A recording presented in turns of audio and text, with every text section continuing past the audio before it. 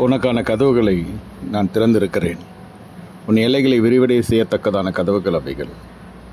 உன் எல்லைகளுக்குள் வானமண்டலுக்கு பொல்லாத அவைகள் தடுத்தாட்கொண்டு வரவேண்டிய ஆசீர்வாதங்கள் தடை செய்து கொண்டிருக்கிறது. ஆனாலும் நான் கர்த்தர், நான் மாறாதவர். உன் எல்லைக்குள்ளே என் ரட்சிப்பை நான் கட்டளையிடுவேன். திருடன் திருடவும் கொல்லவும் அழிக்கும் வருகிறான் என்று வேறொன்றுக்கும் வரான். நானும் உனக்கு ஜீவன் அளிக்கும் அது பறிபூடப்பட வந்தேன்.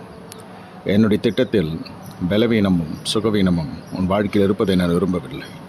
ஒவ்வொரு அசௌகரியமான சூழ்நிலைகளின் வாழ்க்கையில் நான் அனுமதித்த நோக்கம் அது உன்னை பூரணத்துக்குள் வழிநடத்தும்படியாகவும் என் பிரமாணங்களை கற்றுக்கொள்ளும்படியாகவும் காணப்படுகிறதாக்கும். ஆகையால் பழைய காரியங்களையும் பழைய பாவங்களையும் என்னால் மன்னிக்கப்பட்ட பழைய காரியங்களையும் அக்கிரமத்தை நினையாதிரு.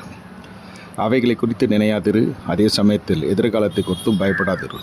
உன் எதிர்காலங்கள் என் உள்ளங்காலத்தில் வரைந்து வைத்திருக்கிறேன். உன்னை நான் விட்டு விலகுவதுமில்லை என்று கைவிடுவதும் இல்லை. என்னுடைய பூர்ண சித்தம் உன் வாழ்க்கையில் உன்னை விடுவிப்பதே ஆகும். உனக்கு வேண்டிய விடுதலையை, உனக்கு வேண்டிய சுதந்திரத்தை நான் கட்டளையிடுகிறேன். எல்லா பகுதியிலும் வாழ்க்கையில் காணப்படுகிற அடிமைத்தனத்தை நான் முறிக்கிறேன். இன்று முதல் உன்னை ஆசீர்வதிப்பேன் என்று கர்த்தர் சொல்லுகிறார்.